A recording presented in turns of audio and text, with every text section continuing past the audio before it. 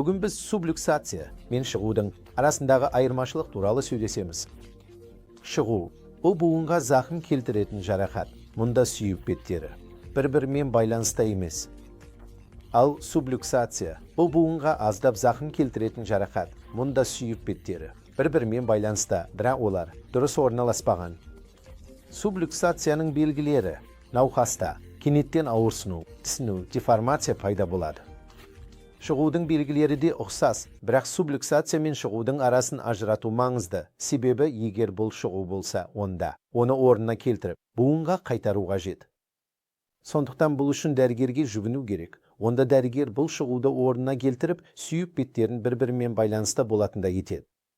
Бұл қарапайым рентген арқылы анықталады, және егер бұл шығу болса, оны орнына келтіріп, 2 апта демалу қажет. Ал сублюксацияға ешқандай демалыс немесе операция қажет емес. Рахмет.